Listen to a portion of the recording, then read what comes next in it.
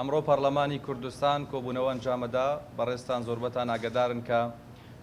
بابەت ئەو پێشنیازی یاسایە کە تایبەتە بە تاپۆکردنی و زەویانەی کە یاخودە و خانوانەی کە زیادەڕۆین لە سنووری شارەوانەکانی و پارێزگاکانی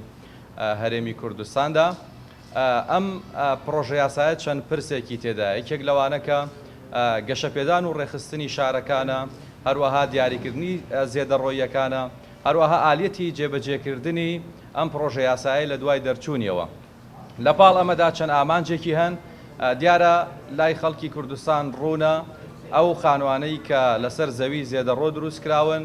بەشێکی زۆریان خەڵکی هەژار، خەڵکی کەم دەرامەت، ئەوانن کە ڕازی بوون بە شوێنە دوورە دەستەکان، بەو شوێنانەی کە خزمەتگوزاریان تێدانە، بەو شوێنانەی کە یعنی بە هەر جۆرێک بۆ بە قەرز و قۆڵە و بە هەزار ناڕەحەتی خانوویەکیان لەسەر دروست کردو و پێی ڕازی بوون. لەم پرۆژەیاسایەدا ئەوان دەبنە خاوەنی ئەم خانوانە و بە شێوەیەکی فەرمی لەلایەن حکوومەتەوە دانیان پێداهەنرێت و خانووەکانیان بۆ تاپۆکرێت. ئامانجێکی دیکەی ئەم پرۆژەیاسایە ڕێخستن و گەشەپێدانی زیاتری شارەکانە. دیارەکە هەرێمی کوردستان لە ڕووی گەشەی دانیشتوانەوە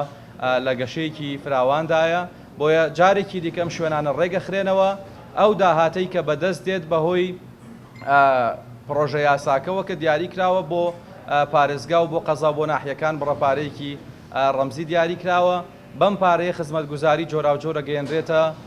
ئەو ناوچانە کە بەشێکی زۆریان تاوەکو ئێستا بەهۆی کەمی خزمەتگوزاریەوە ئەناڵێنن. حکوومەت دەیەوێت بەم داهاتە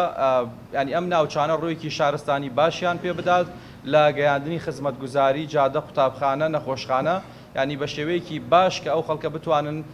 ژیانی خۆیان بە ئاسایی بەڕێ بکەن وەکو هەر شوێنێکی دیکە. ئەوەی کە ئێمە مەبەستمان ئەمڕۆ قسەی لەسەر بکەین و فراکسیۆنی پارتی هەموو ئەندامانی بەڕێزی فراکسیۆن زۆر مکوڕ بوون، زۆر پێداگر بوون لەسەرەوەی کە ئەم بابەتە ئەمڕۆ لە دەوڵەمەندکردنی پرۆژەیاساکەدا زیاد بکرێت و کاتێ ئێمە ئێستا چینە ژوورەوە بۆ ناوهۆڵی پەرلەمان تەرحی بکەینەوەیە کە یەکەم لێخۆشبوون دەربکرێت بۆ بنەماڵەی سەربەرزی شەهیدان، واتە وارسی شەهیدان لەو ڕسوماتانە لێخۆشبوونیان بۆ دەربکرێت کە بەهۆی خانووە زێدەڕۆیەکانەوە دیاری کراوە، ینی کە لە مەترێکدا 15,000 بۆ 30,000 بۆ ناوەندی پارێزگاکانە. ئەگەر بێت و وارسێکی شەهید لە ناو پارێزگایەک خانوویەکی هەبێت کە زێدەڕۆ بێت، ئەم پارەی لێوەرنەگیرێت. ئەمە تەرحی فراکسیۆنی پارتی دیموکراتی کوردستانە بێت کە چوینە ژوورەوە. هەروەها لە پاڵ ئەمەدا بریندارانی شەڕ، پەکەوتەی شەڕ، ئەوانەی کە بەپێی راپۆرتی پزیشکی پەکەوتەی شەڕ و لە سەنگەردا بریندار بوون، ئەوانیش بە هەمان شێوە بە پێشنیازی فراکسیۆنی پارتی دیموکراتی کوردستان داوا ئەکرێت کە لێخۆشبوونیان بۆ دەربکرێت لەو بڕەپارەی کە دیاری کراوە. جگە لەمە ئێمە هەوڵە دەین کە پرۆژەیاساکە کەمترین فشار لەسەر خەڵک دروست بکە، کەمترین فشاری مادی هەبێت بۆی کە هاونیشتیمانیان بتوانن کە سوودی لێوەربگرن، لەبەرەوەی کە ئێمە هەموو دەزانین ڕەچاوی ئەوەکەین کە ئەو خەڵکانی لەو شوێناندا نیشتەجێن خەڵکی هەژار، کەم دەرامەت، پێشمەرگە و خانەوادەی شەهیدان و خەڵکی دیکەی هەژار و فەقیرن. دەبێت هەموو ڕعاتێکیان بکرێت و پەرلەمانی کوردستان بەتایبەت هاوڕێیانی بەڕێزم لە هەم لە لیژنەی شارەوانی هەم لە لیژنەی شەهیدان جهد و ماندووبوونێکی زۆریان کردو تاوەکو ئەم پرۆژەی بە خزمەت خەڵکی کوردستان و بەتایبەت و توێژانە تەواو بێت. هەروەها فراکسیۆنەکانی دیکەش لە ئامادەکردنی پرۆژەیاساکەدا هاوکار بوون، بەڵام ئەمە تەرحی فراکسیۆنی پارتی ئەبێت و لەگەڵ چوونە ژوورۆمان بۆ ناوهۆڵی پەرلەمان کە ئێستا زەنگی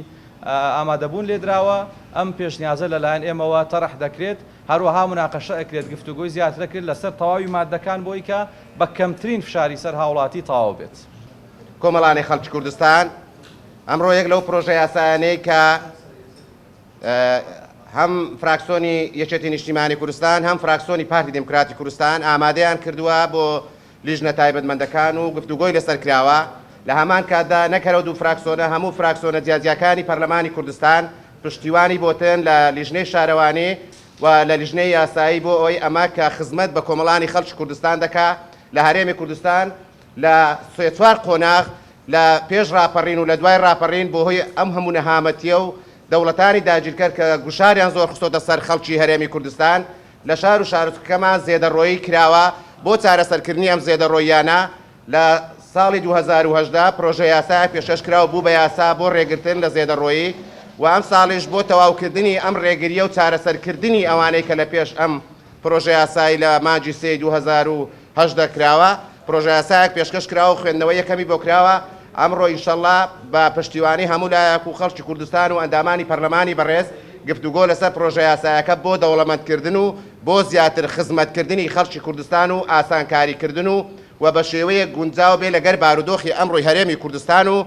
ژیان و گوزەرانی خەڵکی کوردستان گفتوگۆ دەکرێ و لە چەند ڕۆژی داهاتوو لە هەفتەی داهاتوو ئینشەڵڵا دەنجی لەسەر درێ بێت بە یاسا. لێرەدا من ئەم پرۆژەیاسایە بە پێویستی دەزانم هیچ لایەنێکمان هیچ لایەنێکی سیاسی و هیچ فراکسیۆنێکی ئەم پەرلەمانی کوردستانە خۆی بە تەنها نەکا بە خاوەنی هەموو لایەکمان خاوەنین بۆ خزمەتی هەموو لایەکمانە بۆ خزمەتی خەڵکی کوردستانە.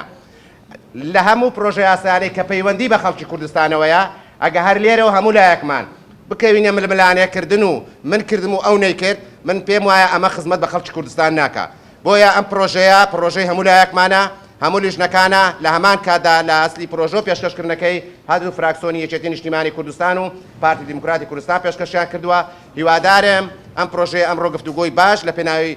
خزمەتکردنی خەڵکی کوردستان بکرێ و